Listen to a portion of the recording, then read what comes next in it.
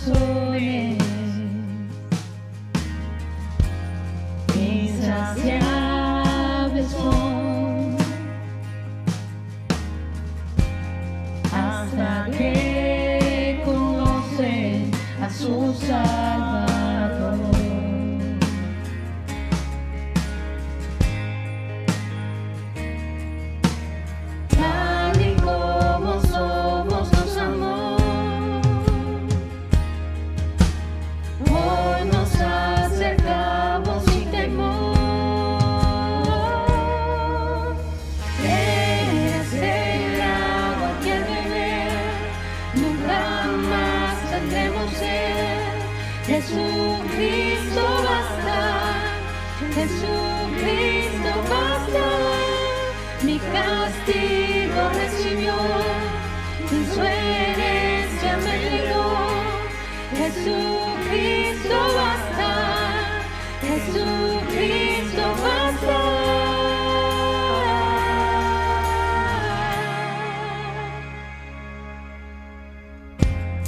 Fuimos alcanzados por su gran amor, con brazos abiertos recibió.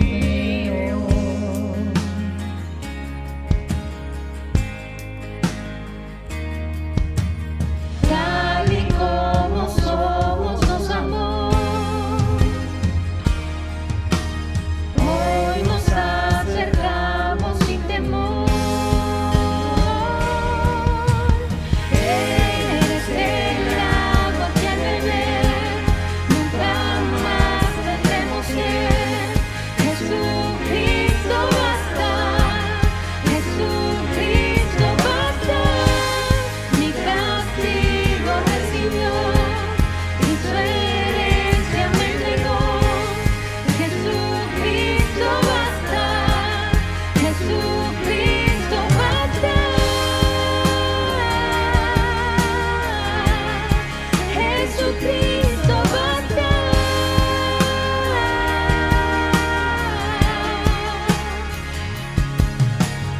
Tal y como somos nos amó, hoy nos acercamos sin temor. Tal y como somos nos amó, hoy nos acercamos sin temor. Eres el agua que al beber nunca más tendremos sed. Jesucristo basta, Jesucristo basta, mi castigo recibió, y su herencia me entregó. Jesucristo basta, Jesucristo basta, Jesucristo basta.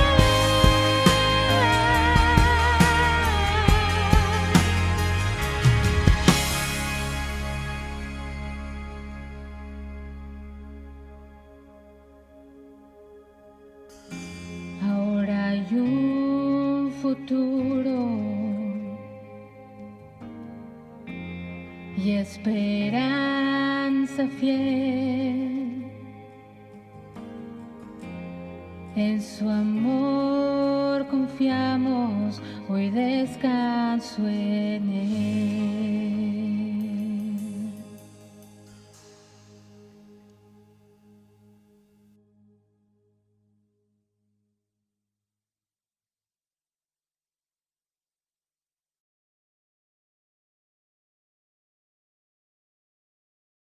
Buenos días. Hoy es el primer domingo de julio y aunque todavía no podemos reunirnos en la casa del Señor, me siento agradecido con Dios y con cada uno de ustedes porque continuamos manteniendo este momento en el que buscamos el significado de todo lo que viene ocurriendo a la luz de la sabiduría y la verdad de la Biblia.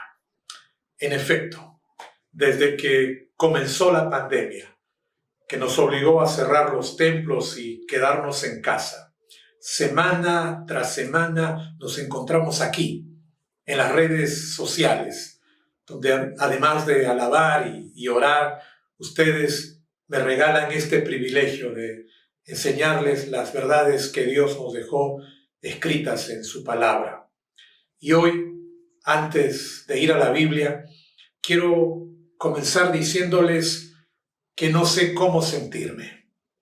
No sé si debería celebrar porque la cuarentena terminó y por fin podemos salir de casa incluso los domingos, o si debería mantener la cautela porque el peligro continúa y porque todos los medios coinciden en advertirnos que los contagios van a aumentar en velocidad y cantidad. ¿Qué piensan? ¿Celebramos o mantenemos la cautela? Creo que no hay mucho que pensar.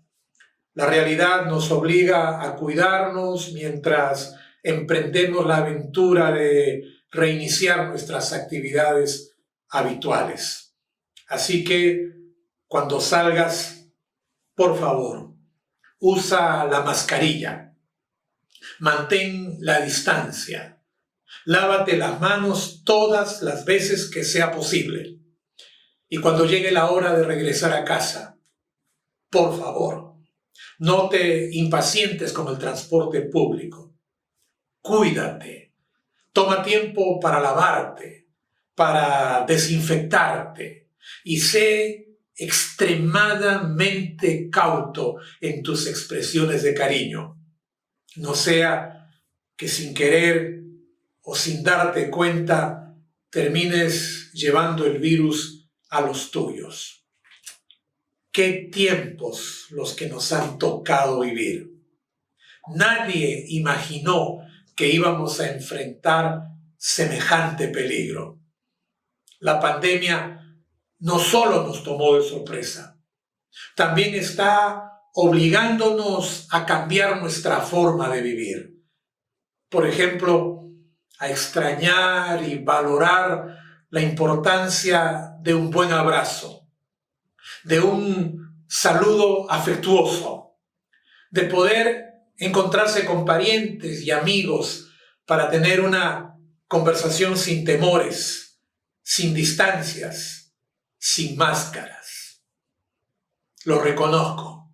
Qué horrible es vivir con temores. Y es, para ir entrando a nuestro tema bíblico, es como la experiencia que vivieron los discípulos cuando una gran tormenta los sorprendió en medio del mar de Galilea.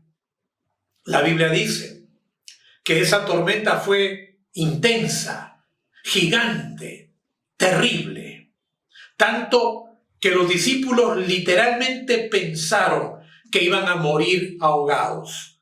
Por eso buscaron a Jesús, lo encontraron durmiendo, lo despertaron con gritos.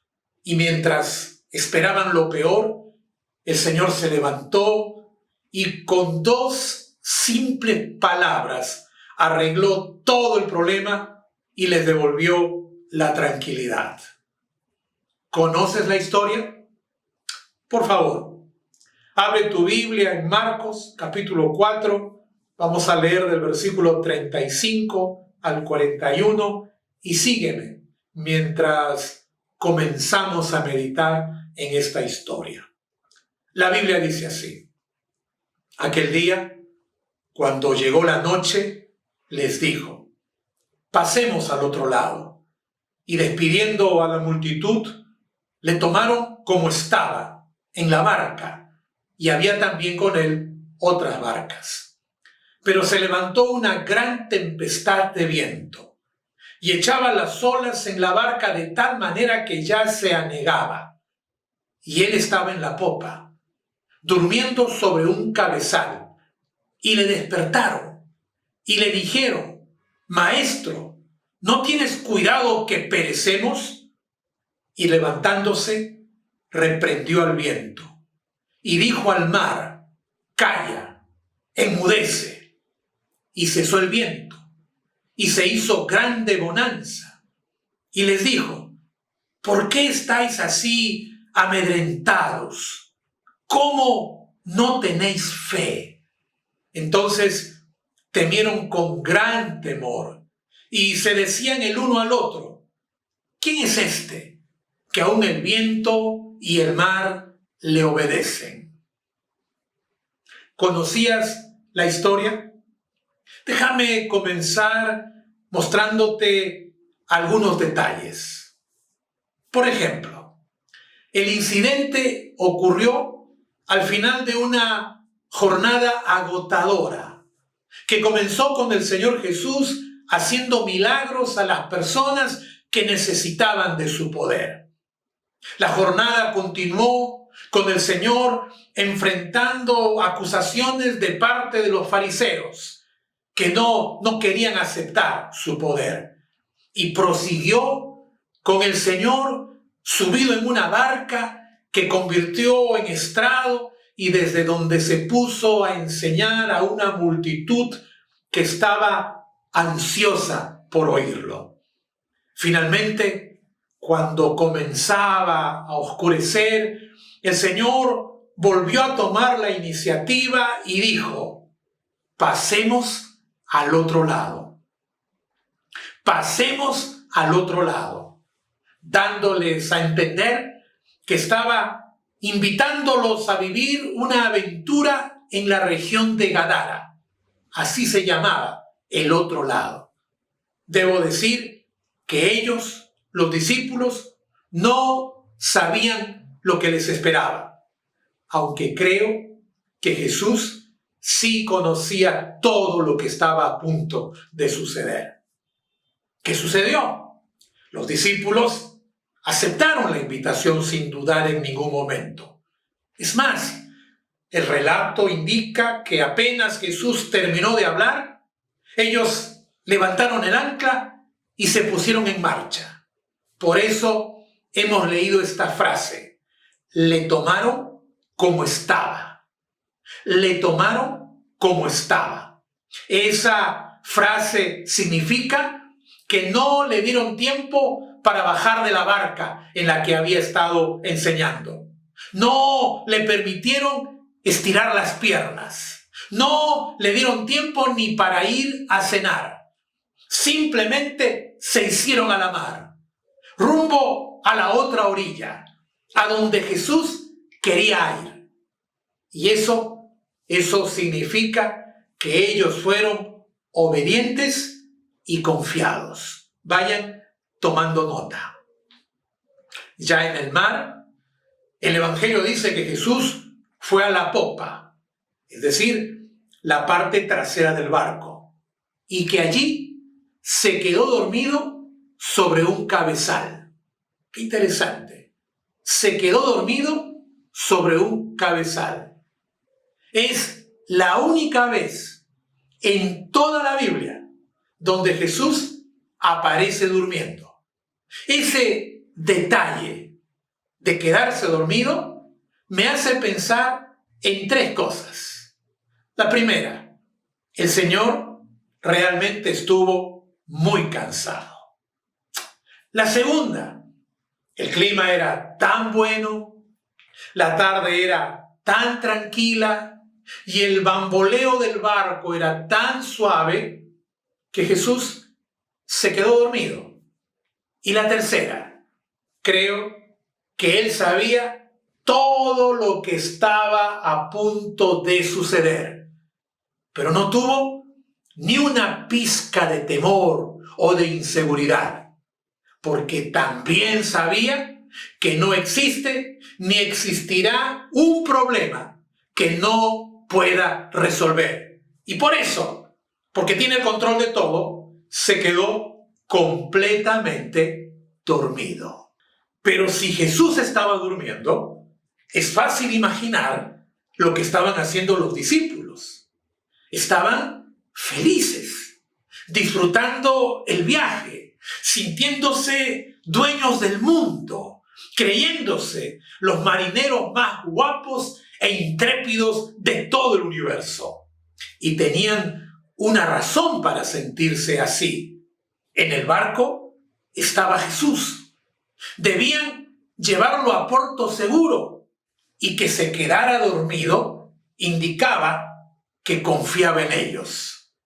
En pocas palabras, los discípulos estaban en su mejor momento y no había ninguna señal que les hiciera pensar que la felicidad y la seguridad que sentían iba a terminar. Y cuando estaban tranquilos,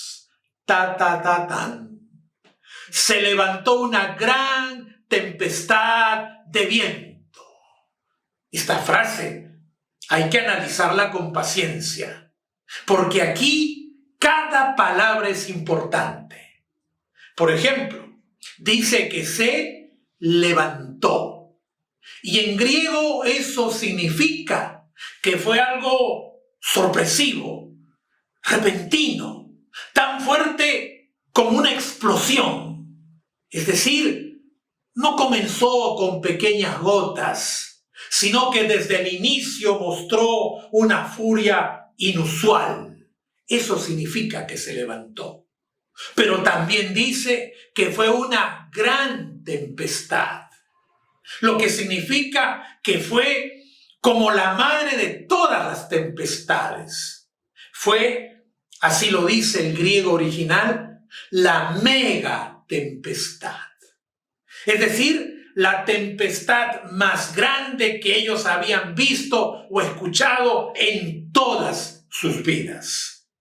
Y para hacer el relato más dramático, todo sucedió en cuestión de segundos.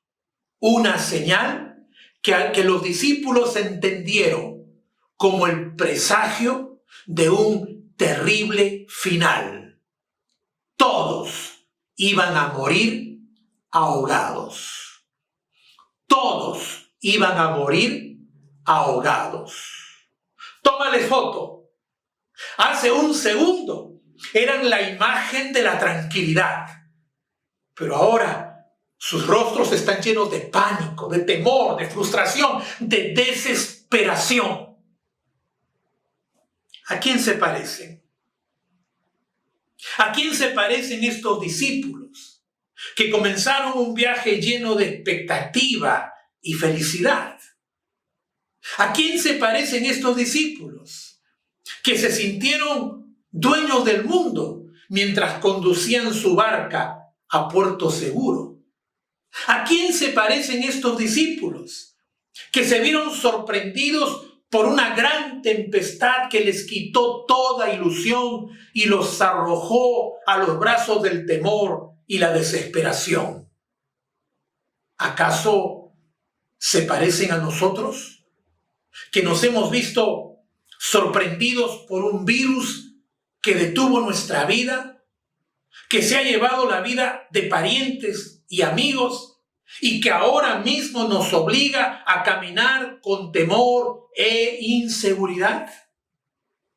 Piensa en esta comparación.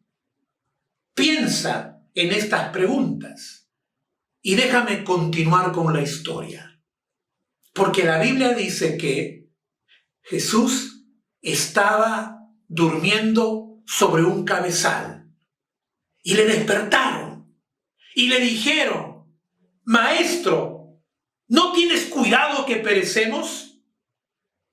La pregunta es terrible. Los discípulos despiertan a Jesús, es decir, se acercan, lo zamaquean y sin medir sus palabras lo acusan de ser indiferente a sus problemas y a sus necesidades. Analicemos la pregunta. Ellos dijeron: ¿no tienes cuidado que perecemos? Esta pregunta, en castellano castizo, podría reducirse a 3 palabras. ¿No te importamos? ¿No te importamos? Debo decir que esta no fue la primera vez que un discípulo acusó a Jesús de ser indiferente. Porque en la historia de Marta y María, estas hermanas a quienes Jesús fue a visitar, se dice que cuando el Señor llegó, María se sentó a los pies del Maestro para oír cada una de sus palabras. Y mientras María estaba dedicada a oír a Jesús, Marta se enfocó en preparar la comida, poner la mesa, servir los bocaditos y tener todo listo para atender a Jesús y a sus acompañantes.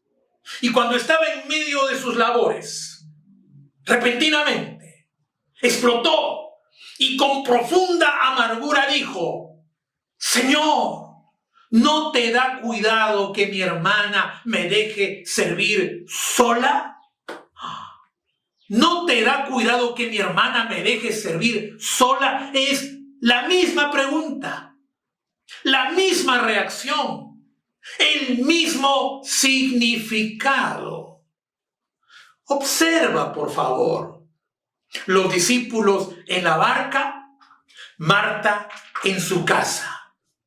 Ambos sintieron que Jesús estaba siendo indiferente a sus necesidades. Los discípulos, porque al verlo dormir, imaginaron que a Jesús no le importaba lo que estaba sucediéndoles. Y Marta, porque al ver que no le decía nada a María, imaginó que a Jesús no le importaba que ella estuviera cansada y al borde del estrés. ¿Qué significa esta coincidencia? Que probablemente estemos frente a una tendencia humana. Déjame explicarte.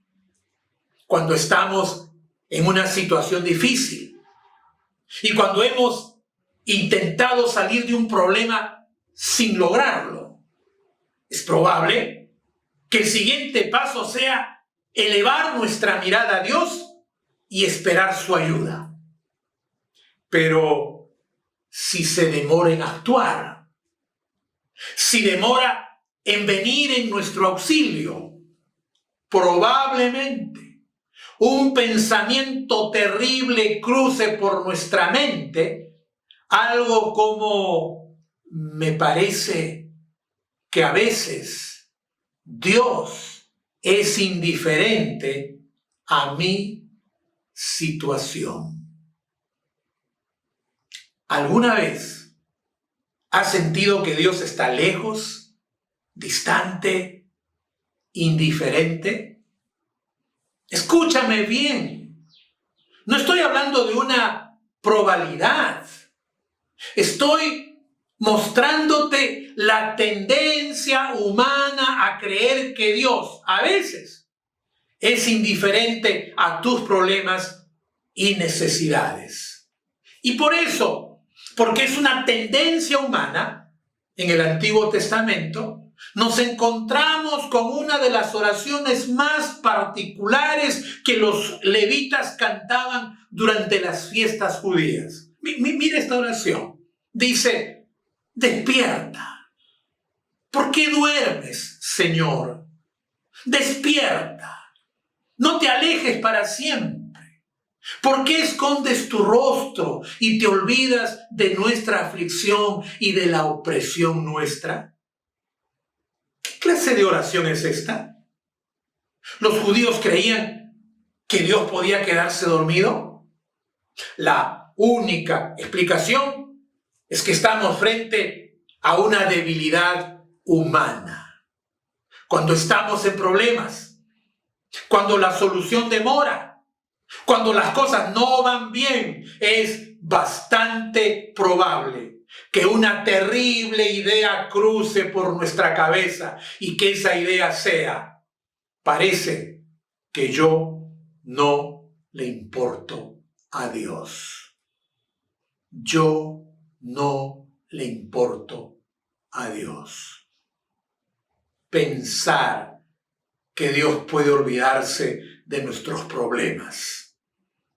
Pensar que a Dios no le importa lo que nos pasa. Pensar que está ocupado en otros asuntos y en otros mundos, mientras aquí estamos tratando de sobrevivir al COVID-19, tratando de no contagiarnos y de no contagiar a los nuestros. Pensar así es una perniciosa forma de pensar que conduce a nada bueno, que te lleva a estrés, angustia, temor, desesperación. Tenemos que cambiar esa tendencia pesimista. Y para hacerlo, permíteme regresar a la historia. Por favor, observa lo que hizo el Señor. Porque la Biblia dice que Jesús se levantó sin decir ni una sola palabra. Se dirigió a las fuerzas de la naturaleza que mostraban su poder y con dos simples y contundentes palabras resolvió el problema, porque reprendió al viento y dijo: calla, enmudece. Y cesó el viento y se hizo gran bonanza. ¡Oh, qué tremendo! Calla, enmudece. Es obvio que estas palabras no fueron una fórmula mágica como abracadabra, como si alguien con solo decirlas podría desatar el poder. No, el poder no estuvo en las palabras, sino en quien las pronunció. Es decir, los discípulos se dieron cuenta que Jesús era Dios hecho hombre e inmediatamente recordaron una antigua profecía bíblica. Mira lo que escribió el autor de los Salmos. En el Salmo 107 se lee: entonces claman a Jehová en su angustia y los libra de sus aflicciones. Mira esta frase: cambia la tempestad en sosiego y se apaciguan sus ondas. Quiero que respires, por favor. Que tomes un segundo para renovar tu atención. Porque estoy a punto de hacer la declaración más importante de mi vida. Atento. Aquí va. Jesús es Dios. Y la Biblia lo demuestra de comienzo a fin. Permíteme una muestra para que te convenzas. En Juan 1:3 la Biblia dice: todas las cosas por Él fueron hechas y sin Él, sin Jesús, nada de lo que ha sido hecho fue hecho. Jesús es el creador. En Colosenses 1:16 Pablo escribió: porque por Él fueron creadas todas las cosas, las que hay en los cielos y las que hay en la tierra, visibles e invisibles, sean tronos, sean dominios, sean principados, sean potestades. Todo fue creado por medio de Él y para Él. Todo le pertenece a Jesús porque Él es Dios. Y el autor de Hebreos afirmó: en estos días finales nos ha hablado por medio de su Hijo. A este lo designó heredero de todo y por medio de Él hizo el universo. El Hijo es el resplandor de la gloria de Dios, la fiel imagen de lo que Él es y el que sostiene todas las cosas con su palabra poderosa. Jesús es Dios. Y porque es Dios, tiene poder para hacer todos los milagros que sean necesarios, porque nada es imposible para Él. Piénsalo.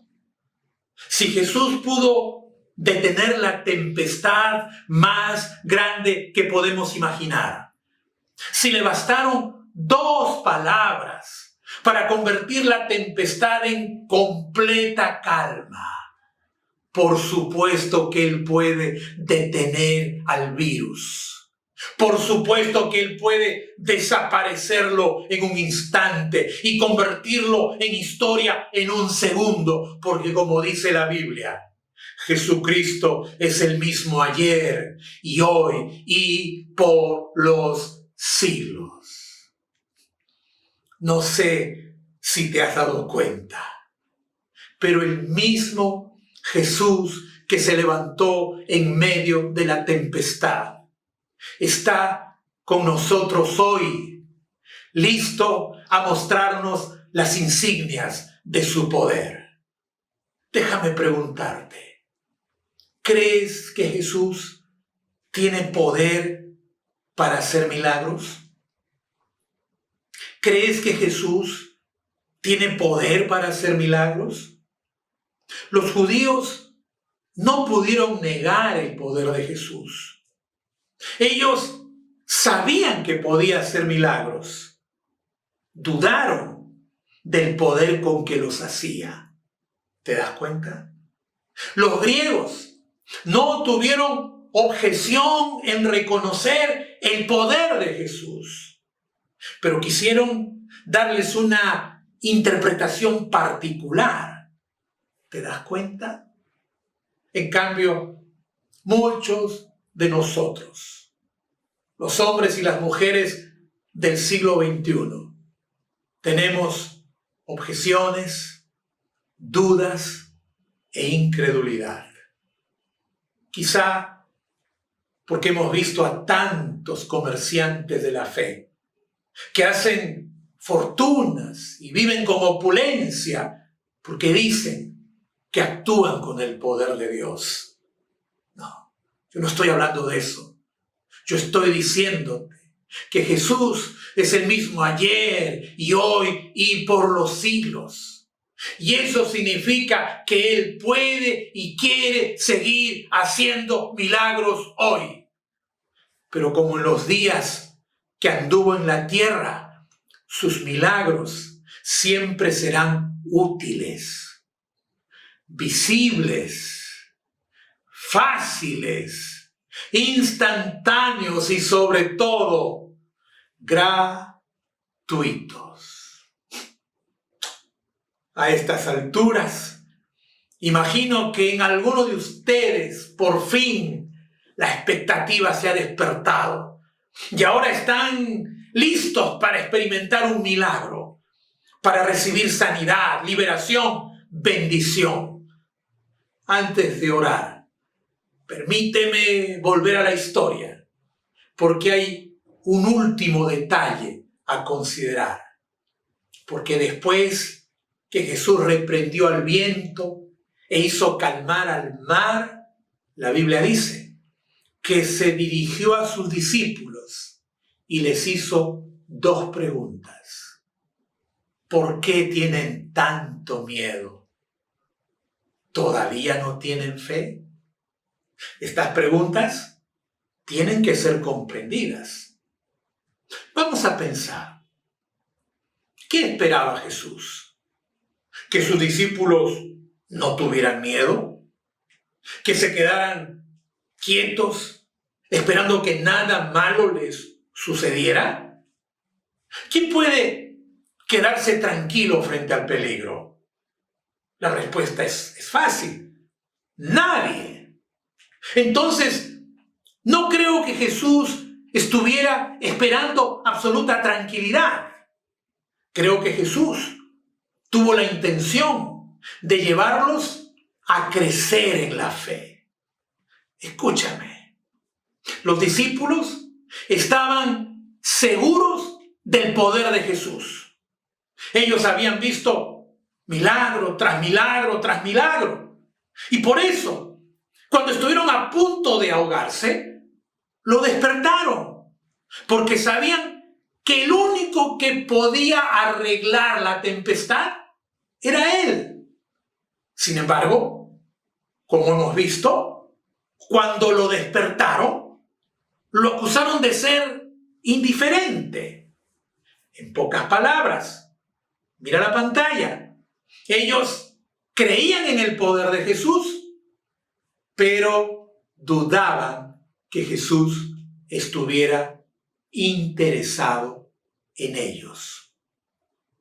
Este fue el mismo problema de Marta, quien estaba convencida que Jesús era poderoso, maravilloso e incomparable, pero al ver que no hizo nada ante su fatiga, pensó que al Señor no le interesaba su situación. Y este es el problema de muchas personas hoy en día. Saben que Dios es poderoso, maravilloso, incomparable, pero al experimentar problemas, al sentir dolor, al tener carencia y sufrir injusticia, se sienten como abandonados a su suerte, como si a Dios no le interesara lo que les está sucediendo, y por eso se resignan a sobrevivir, olvidando que Jesús vino para darte vida, una vida en abundancia. Por favor, hay que mirar a los discípulos en la barca, porque ellos estaban pensando que fueron abandonados a su suerte. Pero Jesús se levantó, arregló todos sus problemas y en un segundo les devolvió la paz. Imagino que en esos segundos, con su mirada, les dijo algo como: miren, yo siempre estuve con ustedes. Yo subí a la barca con ustedes. Fui yo quien les pidió ir al otro lado del mar. Yo siempre tuve el control de todo. Y yo los amo. Y seguiré amándolos por toda la eternidad. Y mi amor es tan inmenso que llegado el momento, iré a la cruz para ofrendar mi vida por cada uno de ustedes. Es como si Jesús les hubiera dicho: por favor, nunca duden de cuán interesado estoy por su bienestar.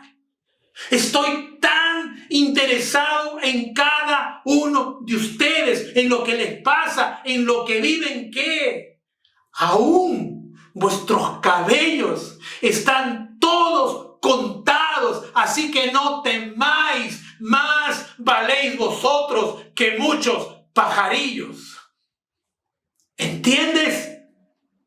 Jesús quiere tu bienestar.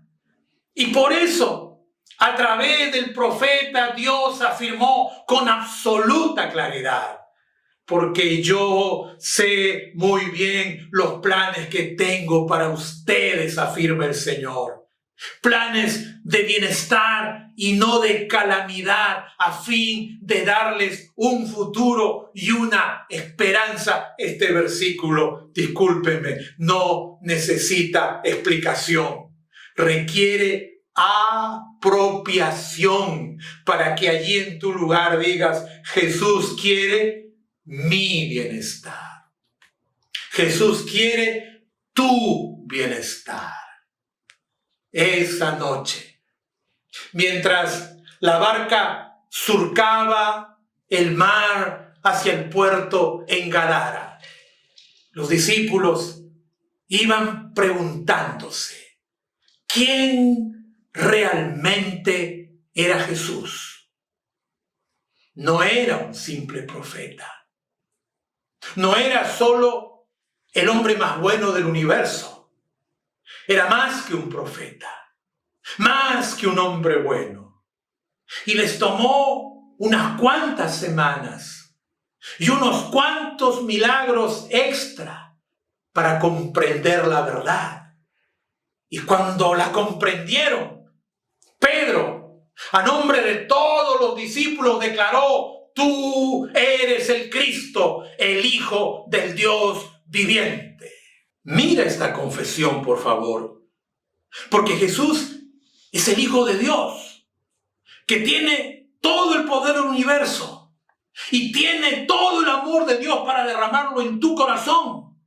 Sí, Jesús es único, porque no hay nadie que te ame más que Él. Él te ama y quiere tu bienestar. Y por eso, cuando alguien comprende tremenda verdad, no basta con emocionarse y luego seguir con su viejo estilo de vida. No, quien comprende que Jesús es el Hijo de Dios, que te ama y quiere bendecirte, tiene que entregarle la vida, ponerse bajo sus órdenes y vivir conforme a su voluntad.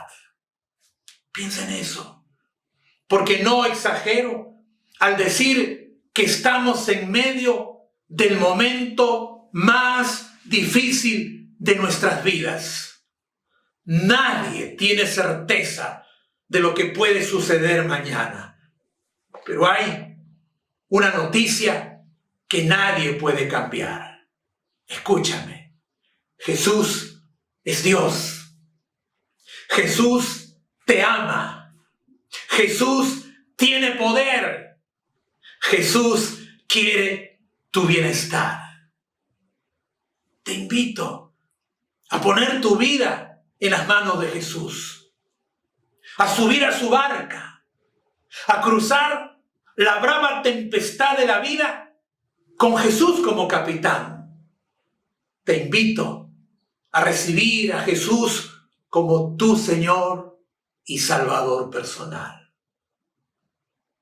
Tengo algo más que contarte, porque la historia dice que los años pasaron, que algunos discípulos murieron por causa de la persecución, que otros tuvieron que huir, pero que todos se volvieron valientes y esforzados tanto que cambiaron el mundo de aquel entonces. ¿Cuál fue el secreto? Pedro, recuerda, estuvo en la barca, sufrió la tempestad, vio el poder de Jesús y sintió su amor. Pedro escribió el secreto: echando toda vuestra ansiedad sobre Él. ¿Por qué? Porque Él tiene cuidado de vosotros. Mira, Jesús quiere cuidar de ti. Quiere cuidar tu vida, tu familia, tu presente, tu futuro. Pero tienes que poner tu vida en sus manos. Así que en este día quiero pedirte que hagas la oración más importante de tu vida, la oración de tu entrega personal. Por favor, inclina la cabeza, ora conmigo. Dile al Señor estas palabras: Señor Jesús, ahora sé que tú eres Dios, que eres poderoso y que me amas con un amor que jamás terminará. Sé que entregaste tu vida por mí. Ahora sé que quieres mi bienestar. Señor, hoy quiero entregarte mi vida y prometerte que voy a seguir tus enseñanzas y obedecer tus mandatos por el resto de mi vida. Con mis labios y con mi corazón reconozco que eres mi Señor y mi Salvador. Amén. Amén. Felicitaciones a todos los que oraron conmigo. Ha sido el primer paso de tu nueva vida cristiana. Ahora tienes que aprender a seguirlo. Y por eso es tan importante integrarte, participar de la vida de tu familia cristiana. Así que vamos a esperar que te pongas en contacto con nosotros, porque desde este momento tú y yo somos una familia en el Señor. Y como familia no puedo terminar sin tomar este último momento para pedir que Jesús haga milagros en tu vida, en mi vida. Él conoce tus cargas, Él conoce tus necesidades. Acompáñame en esta oración. Padre bendito, nosotros sabemos que Jesucristo es el mismo ayer y hoy y por los siglos. Y por eso, así como los discípulos en medio de la tempestad te despertaron, así nosotros venimos hoy para pedirte que hagas milagros en nuestras vidas. Señor, que te lleves la enfermedad, que te lleves la pobreza, Señor, que te lleves la tristeza. Padre bendito, que nos des una nueva oportunidad para comenzar una vida contigo. Señor, este día, en el nombre de Jesús, te pido que tú le regales milagros a todos los que hoy me acompañan y que todos, Señor, sin excepción alguna, recibamos una muestra de tu amor y de tu poder. Hazlo, bendito Padre, en el nombre maravilloso de Jesucristo nuestro Señor. Amén. Amén. Recuerda, tus problemas pueden ser muy grandes, pero Dios es más grande que todos tus problemas. Y la solución es confiar, obedecer y seguir al Señor Jesús.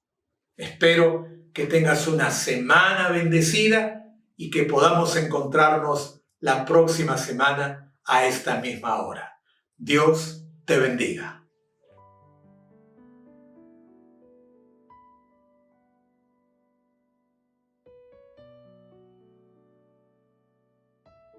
El Señor Jesús estableció dos ordenanzas para celebrar su comunión con nosotros.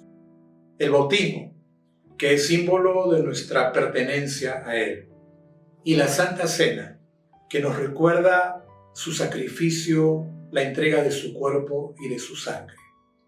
En nuestra iglesia, cada primer domingo de mes celebramos la Santa Cena. Y hoy vamos a compartir el pan y vamos a compartir el vino, recordando que la noche en que Jesús fue entregado, tomó el pan, lo partió, dio las gracias, lo bendijo y entregó el pan a sus discípulos diciéndoles: tomad, comed, este es mi cuerpo que por vosotros es partido. Y habiendo partido el pan, Jesús dijo: tomad, comed, este es mi cuerpo que por vosotros es partido. Haced esto en memoria de mí.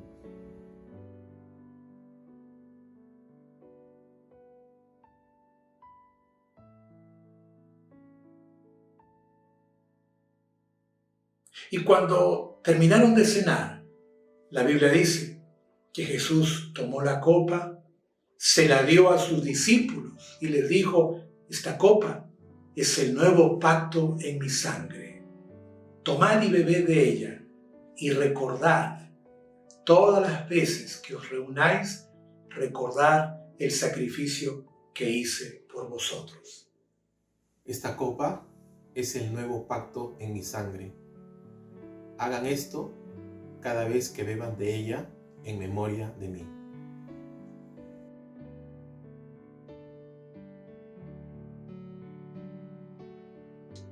Así que cuando comemos el pan y bebemos la copa, recordamos el inmenso sacrificio que Jesucristo hizo por nosotros.